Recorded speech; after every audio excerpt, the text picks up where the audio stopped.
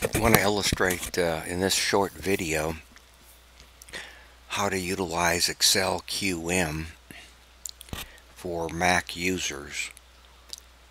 However, saying that, it's also relevant for those of you that are in a PC environment utilizing a PC platform.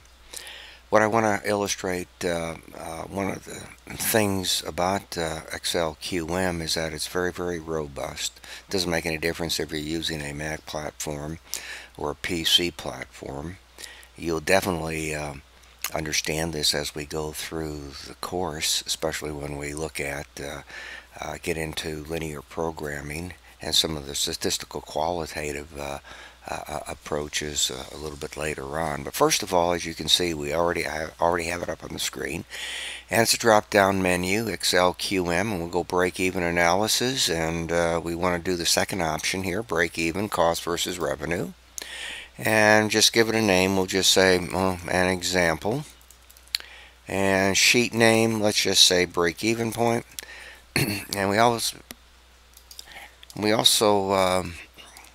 want to make sure that we check the graph, which I'll show you in a couple moments here why that's relevant, and then hit OK, and then what'll come up will be a screen from the standpoint of, okay, we got to do something here.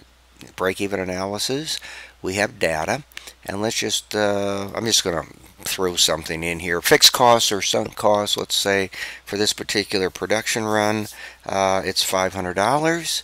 Variable costs per unit, I'll use $10, and then the revenue is, we'll say $15, and of course that would be what we are planning on selling the item for. And bingo, results, the outcome you can see, break even in units is 100, and the total revenue being generated at break-even is $1,500. So that is it from the standpoint fixed costs, variable costs, revenue, and it tells you immediately what your break-even point is and what the revenue is.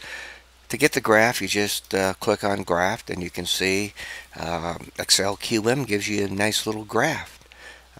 All very nice. You can see red is revenue, cost is in blue, and 100 units, 1,500 in revenues. Of course, anything that exceeds 100 units is profit. Less than 100 units is being done at a loss. So that's just a quick and dirty utilization of Excel QM for Mac, or the same thing would be under the PC platform utilizing Excel QM.